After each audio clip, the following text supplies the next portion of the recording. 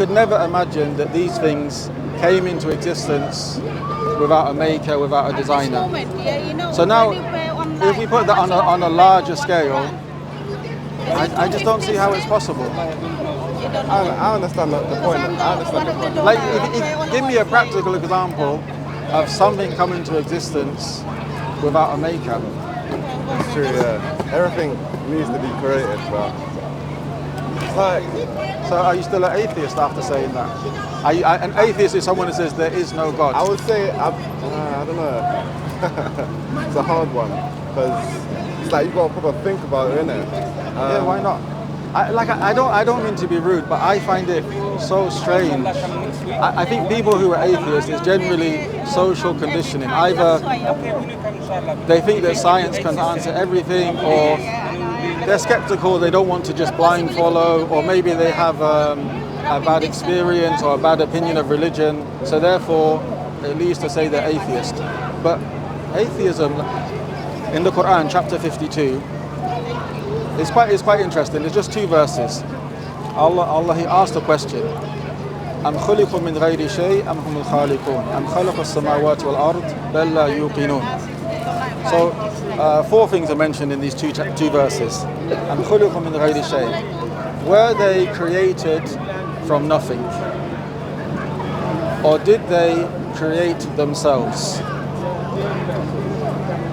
And did they create the heavens and the earth, as in the earth, the sky, everything? Then the verse finishes by saying, بَلْ لَا يُوقِنُونَ, but rather they have no certainty. They have no certainty. So here, it's a very simple question. Were they created from nothing?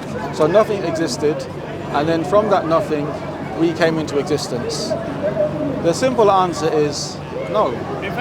Nothing cannot create something. Yeah. So the next option is, or did they create themselves? Like, if we didn't exist, can we bring ourselves into existence? The answer is no. So without mentioning it, it necessitates there has to be a creator. There has to be a creator.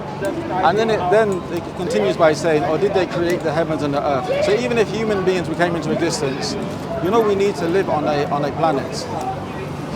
There's one person who was, what's his name, Anthony Flew.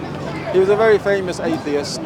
Before he passed away, he began to believe in a God. I'm not sure what religion he chose, but he actually died believing there has to be a God. So he gave a number of examples. One of the examples he gave, he said, imagine you're on a journey. You come to a hotel. And this is paraphrasing this example. When you come to the hotel, you get taken to your room. The walls is your favorite color. There's music playing, is your favorite song. There's on the bed, there's a nice scent, an aftershave. It's your favorite smell. Food is brought, and it happens to be your favorite food. There's a book there for you to read. It happens to be your favorite book.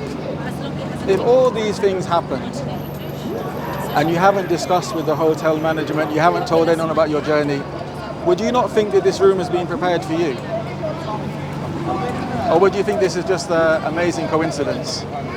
Yeah, I would say it's prepared for you, but how would they even know that information? That's the question. No, I'm just saying it happened, just for example. Now, so when human beings are born on this planet, or we come into existence on this planet, and we have the right level of the air we breathe. Sorry, can you speak a bit louder? I can't hear you. Sorry, we have the air we breathe. Yeah. We have the atmosphere we live in. We have the right level of gravity. We're close enough to the sun that we have heat. Not too close that we burn up.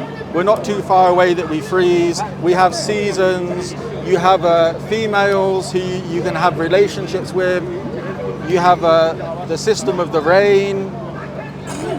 For someone to say this is just by chance and it's random and it just happened, and then say science, like, yeah, but tell me how science explains it. You can't just, like people accuse us, like they call it the God of the gaps, that anything we can't answer, we say God done it, God done it. But you can't have a science that just say, oh, science, we don't. But what's interesting is the last part of the verse, it says, بَلْ لَا يُوقِنُونَ, but they have no certainty. This was said 1,400 years ago, and we believe this Qur'anic is the speech of God, the speech of Allah, given to the last messenger, Muhammad sallallahu alaihi wasallam. But just take it that this came from a man in the desert 1,400 years ago, that he made this statement, that they have no certainty. If you look now, if you read books, if you look online, and you look at people who call towards atheism and say atheism is correct and is the right way, as the Quran says, none of them have certainty. They will say, it could be this, it's possible it's this, we think this is most likely, but we're not sure, we're still looking, science will have the answer in the future. How can a book 1,400 years ago, which came from a man who could not read or write in the desert, say, بَلْ لَا يُوقِنُونَ, they have no certainty. And up until this day, none of these people have certainty. Well, this is messing with my mind. Why? Why is It's it messing like- up your mind? It's very straightforward. Eye-opening, I would say, eye-opening in a way. I like to hear perspectives, innit? Yeah, And no, it's good to just- speak. Now that I'm thinking about it, it does make sense. It's true. reasonable. It's reasonable. So the thing is, I would say, that's why I mentioned in the beginning of the Quran, it says, كَيْفَ تَكْفُرُونَ بِاللَّهِ, how do you disbelieve in Allah? And when the question is put on the atheist, I don't hear a good answer. Like even if you talk about evolution, no, explain to us how life started. You have objects like, you have dust, you have rocks. Explain life. Explain life. How did life come about? Like, you know, if a person dies here, I mean, we're all going to die. When I die, as long as I die in a state where I'm physically not harmed, my dead body is going to have eyes. It's going to have a nose, a mouth, it's going to have a heart, lungs, but nothing's working because the life has been taken out. What we would say the soul. Explain that. Oh, Mr. Scientist.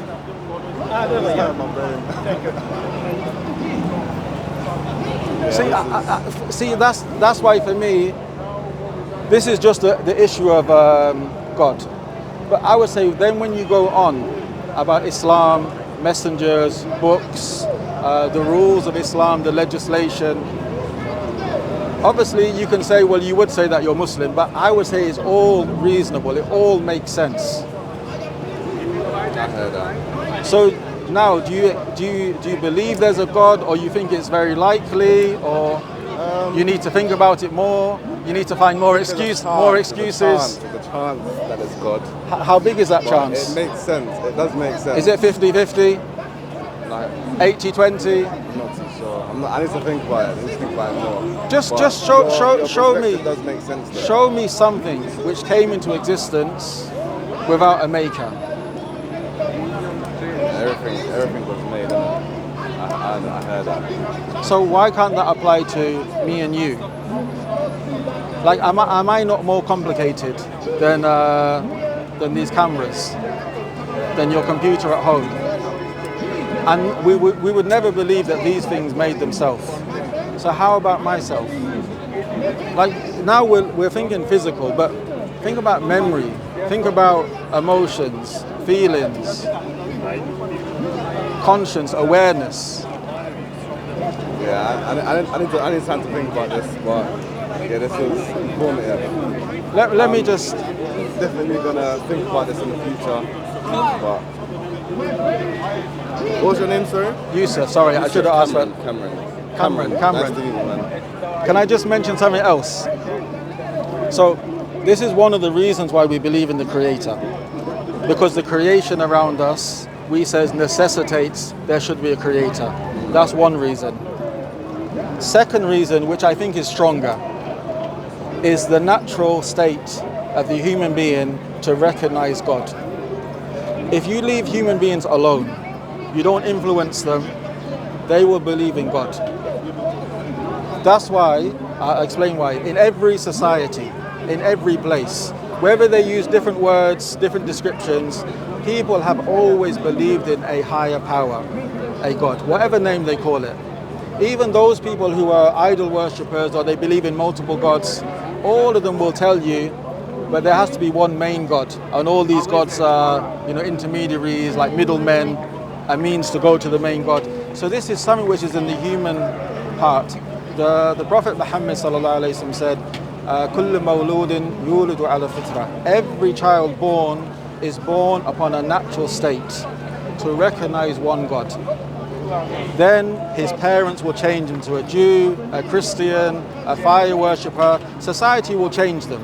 But human beings left alone, they believe in God. And generally people, they don't find satisfaction or purpose without believing in God. So that's a second reason.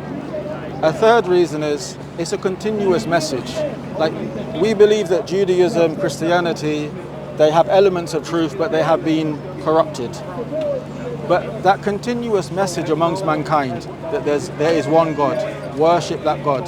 This is, through history of mankind, this has always been there. So I would say, like, I'm not gonna, you have to answer me now, but I would say the reasons to believe in God far outweigh any reason not to believe in God. Yeah, so I don't have a counter argument or anything, but yeah. And then just how busy are you? 'Cause I don't want to take up all your time and. I'm trying to go home soon, but it's not always good. Can I just? So when we say so you can stop me at any time, because I don't want to. Overload you. I'm gonna listen to this last point now. Okay. So that's the point I mentioned earlier. If we ask everyone here today in Stratford the purpose of the sun, the purpose of the rain, the purpose of your shoes, the purpose of your watch, everyone will generally give the same answer, and they will know the answer. But when you ask people what's your purpose, now people become confused. Some say it's to be happy, to have children. Everyone has their purposes though. But is it real, or is it just made up? Like, we would say the purpose is always given by the maker. Like the purpose of your bag, the reason why the person made it, I mean, obviously they wanted to make money, but it's for you they want to make a product that you want to use to carry stuff around. So the purpose is given by the maker. So we would say the one who made us gives us our purpose, and that purpose has to be conveyed to us by sending the books and by sending messengers. In the Quran is very clear. It mentions وَمَا خَلَقْتُ الْجِنَّ وَالْإِنسَ إِلَّا لِيَعْبُدُونَ. Allah says, I did not create jinn, which is a separate creation, and mankind except to worship me. The only reason why we are created is to recognize our Creator and worship Him. Why worship Him? Okay. When we say worship, because obviously we're speaking English and we're brought up here. In Islam, I think in Europe, worship is like some type of rituals, but in Islam, worship is everything, as in obviously praying, fasting, giving charity, but respecting your parents, looking after your parents, taking care of your wife, taking care of your children, going out and earning money. All of this is considered worship. But there's two reasons why we worship the Creator. Two main reasons. One, because He deserves it. As in, He is the Almighty, the All-Knowing, the All-Merciful. He owns us, He created us, so He deserves to be worshipped. You'll find if a person doesn't worship the Creator and doesn't submit to the Creator, they'll submit to something else. But that's one. But second reason is, Islam teaches very clearly that if all mankind was to worship the Creator, it would not benefit Him in any way. If all of us were to disobey Him and turn away from Him, it would not harm Him or lower His status in any way. So this worship is for our own benefit in this life and our own benefit in the hereafter. So in Islam, when it says, for example, that you can have sexual relationships, but only inside marriage. this is something which is good for you, this is something which is good for your wife, this is something which is good for your children, this is something which is good for society. So this would be considered worship, worshipping the Creator, but it's for our benefit. When the Creator says, do not drink alcohol, do not deal in interest, interest-based transactions. This is something which is beneficial for us. It doesn't benefit the Creator in any way. All of them inside? Yeah. But it's beneficial for us. So that's why we understand we've been created to worship the Creator, and that's what we're going to be questioned about once we die. Give this to the people to see. Cameron, how does that sound? It makes sense, yeah, it makes sense. Did you expect it to make sense? No. Because there's an idea, I'm Muslim, I'm going to blame Christianity, but there's an idea of religious people, it just says, it's just emotional. Don't ask questions, just believe. No, Islam encourages to ask questions. Why? Why this? Why that? And we are confident that the Quran, the speech of Allah, and the Sunnah, the teachings of the Prophet Muhammad ﷺ, will give clear, straightforward answers for the person who is sincere. Yeah, makes sense. Well, yeah, I got to think about this. No problem. And we're here every Saturday. Every Saturday. Yeah, any questions, or you can ask your Muslim friends or stuff. Can I give you something to read? Sure. This is a Quran and then some basic leaflets on Islam. Okay, so what's your name, sorry? Yusuf. Yusuf. Nice Like Joseph. Thank you very much for your time. No worries, man. Okay, all the best. Take care.